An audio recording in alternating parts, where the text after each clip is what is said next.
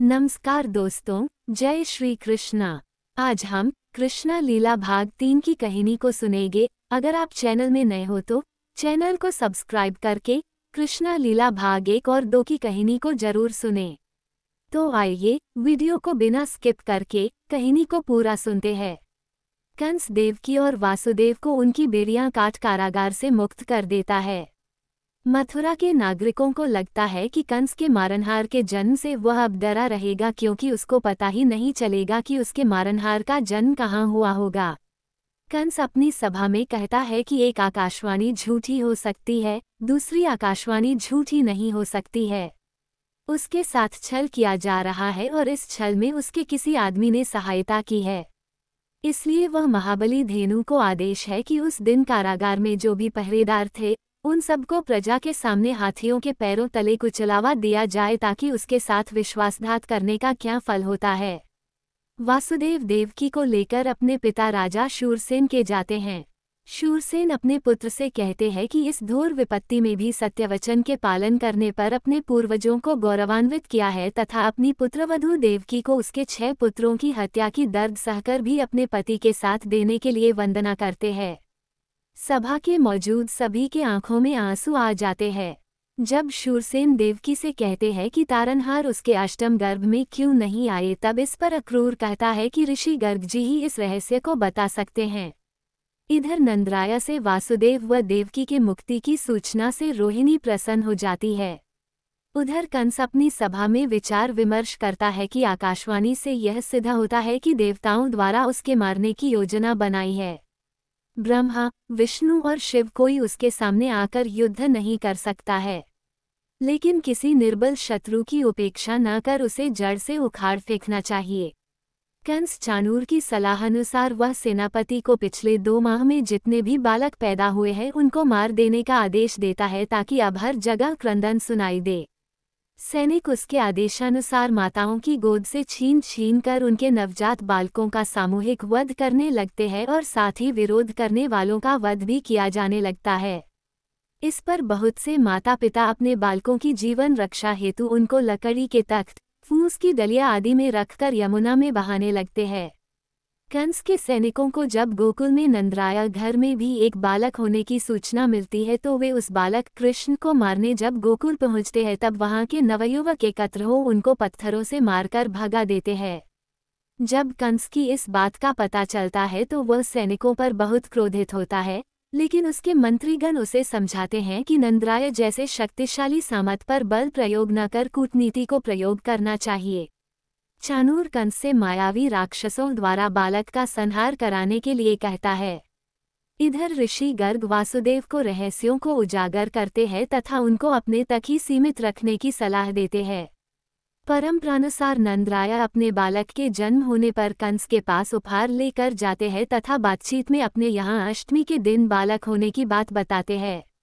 कंस उनको बालक के लिए उपहार में करधनी दे विदा करते हैं। नंदराया के जाने के बाद कंस अपने मंत्रीगण से कहता है कि हो न हो नंदराया का बालक ही देवकी के अष्टम गर्भ का बालक है।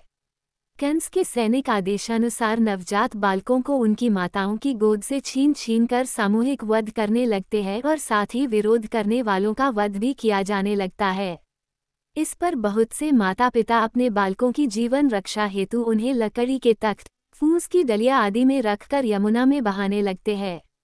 कंस के सैनिक गोकुल में नंदराया घर में भी एक बालक होने की सूचना मिलने पर उस बालक कृष्ण को मारने जब पहुंचते हैं, तब वहां के नवयुवक एकत्र हो उनको पत्थरों से मारकर भगा देते हैं।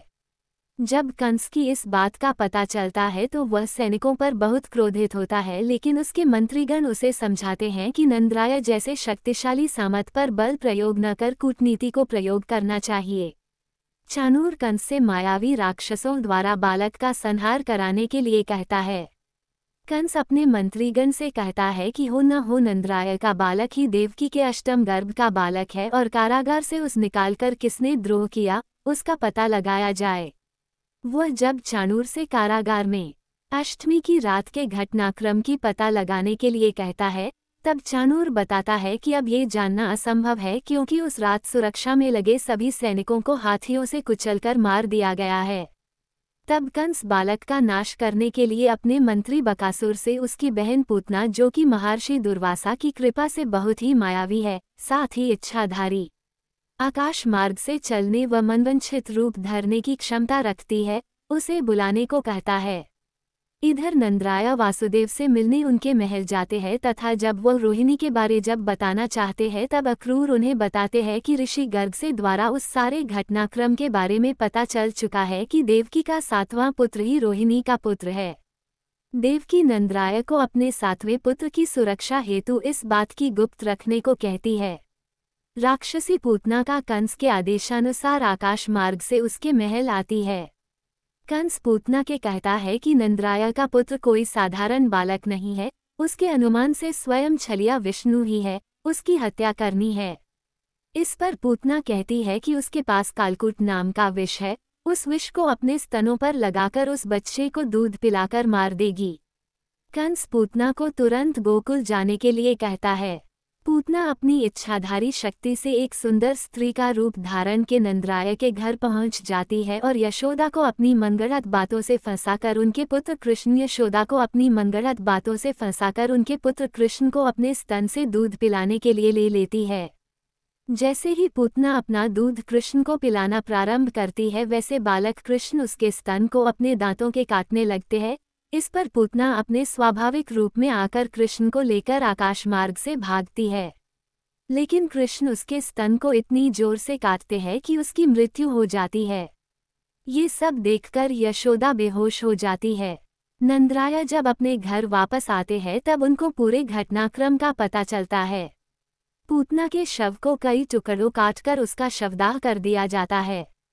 भगवान कृष्ण स्वयं पूतना की आत्मा को लेने के लिए विशेष विमान भेजते हैं।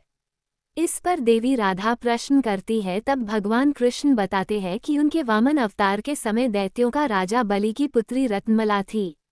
रत्नमला वामन को अपने पुत्र की भांति स्तनपान करना चाहती थी, पर वामन द्वारा राजा बाली का सब कुछ छीने जाने पर दूध में विष मिलाकर मारने की इच्छा करती है, और उन्होंने उसकी इन दोनों इच्छाएं को इस जन्म में पूर्ण कर दिया और साथ ही पूतना का उद्धार कर उसकी आत्मा को अपने चरणों में स्थान प्रदान करते हैं। उद्धरण चिन्ह। दोस्तों, कृष्णा लीला भाग 3 समाप्त हो गया है। अगर आप भाग 4 सुनना चाहते हैं तो हमारे चैनल के साथ बने रहें। जय हिंद, जय श्री कृष्णा।